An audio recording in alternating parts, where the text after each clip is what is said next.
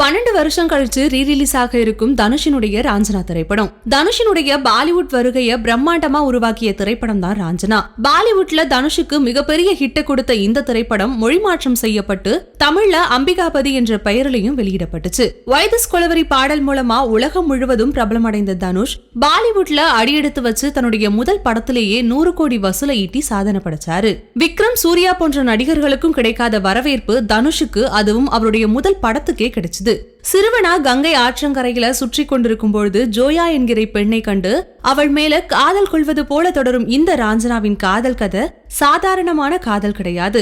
சராசரி மனுஷனுக்கு காதல் வந்தா என்னென்ன செய்வானோ அத்தனையும் அவன் செய்யறான். காதலிக்காக வாழ்ந்து இறந்து போகும் கடைசி நிமிடங்கள் வரைக்கும் கண்ணீர் விட்டு கரைய வைத்த மறக்க முடியாத திரை அனுபவத்தை தந்த படம் தான் ராஞ்சனா. இப்படத்தின் மூலமா பாலிவுட்ல தனுஷ் சிறந்த அறிமுக நடிகருக்கான விருதையும் வாங்கியிருந்தாரு.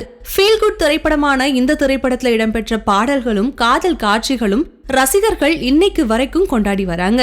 இந்த நிலையில தான் ராஞ்சனா திரைப்படம் மீண்டும் ரீரிலீஸ் செய்யப்பட இருக்கிறதா தயாரிப்பு நிறுவனம் கொடுத்திருக்க அப்டேட் ரசிகர்கள் மத்தியில மிகப்பெரிய எதிர்பார்ப்பையும் உருவாக்கி இருக்கு.